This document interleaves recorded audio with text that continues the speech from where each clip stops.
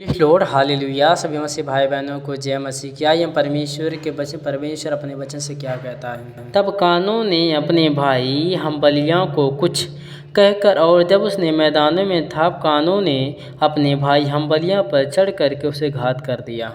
वचनों का अर्थात है कि कानों का जो खेत बाड़ियों का काम करता था, परमेश्वर के भेड़ की ग्रहण नहीं करता था। हम्बलिया एक भेड़ बकरी चराने वाला था, परमेश्वर उसे पसंद था और इसीलिए उसके भेड़ को ग्रहण करता था। कानों को बहुत ही अपने भाई से जलन रखने लगा कि परमेश्वर उसके भेड़ को ग्रहण करता था, इसीलिए उसके भेड़ को ग्रहण नहीं करता था। इसीलिए कानों को बहुत ही बुरा लगता था।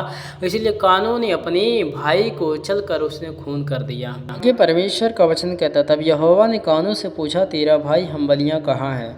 उसने कहा, मालूम नहीं, क्या मैं अपने भाई का रखवाली हूँ?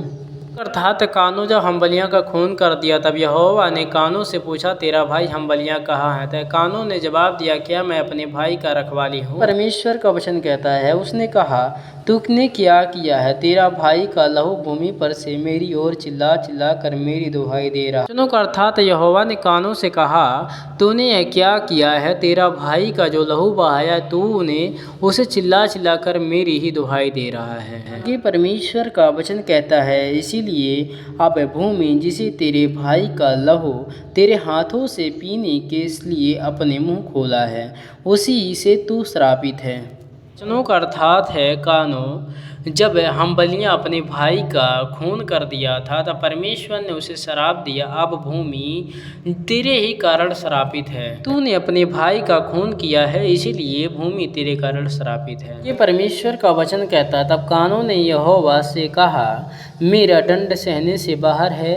ये परमेश्वर का वचन कहता है, देख, तूने आज ही के दिन भूमि पर से मुझे निकाला है, और मैं तेरे दृष्टि में आड़ में रहूँगा, और जब पृथ्वी पर भटकने वाला और भीड़ रहूँगा, और जो कोई मुझे पाएगा वह घात करेगा। अर्थात है, कानों यहोवा से कहा, देख, अब मैं तेरे दृष्टि में आड़ में रहूँगा और भटकने वाला भीड़ रहूँगा, जो कोई मुझे पाएगा वह घात करेगा। और इसी कारण हम्बलिया अपने भाई को खून करके उसे भटकना पड़ा, उसका दंड भी उसे मिला।